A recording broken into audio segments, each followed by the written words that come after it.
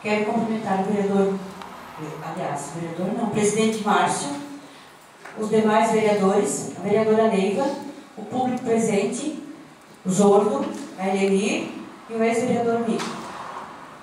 Quero dizer, vereador Manarim, muito bem colocadas suas palavras, porque também pouco ouvi na rádio, mas realmente houve uns relatos.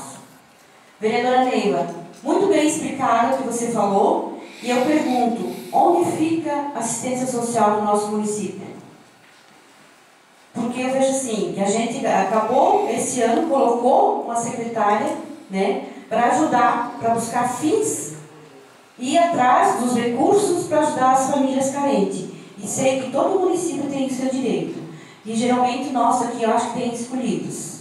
De repente eu esteja falando alguma coisa que talvez não estou entendendo. Mas eu acho assim que a parte da assistência social está deixando muito a desejar. E eu acho assim a gente dar uma olhadinha para trás e ver o que está acontecendo. Não estou dizendo que é de hoje. Isso não é só de hoje. Isso é de anos atrás que está acontecendo. Então assim, o pessoal, o povo carente que a gente tem, muitas vezes é ajudado sim, uma vez. Mas é como diz a vereadora Neiva, o sacolão, só no sacolão ninguém vive. Tem aluguel, tem uniforme, tem material, tem água, tem luz. Então a gente tem que ver o motivo dessas pessoas, o porquê isso está acontecendo e realmente buscar uma alternativa para que melhore.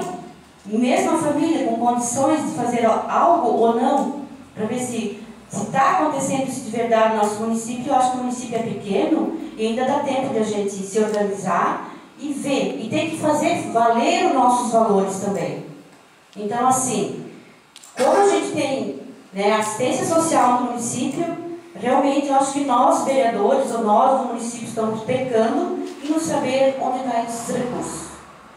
E o mais quero agradecer e desejar uma boa noite e um bom final de semana.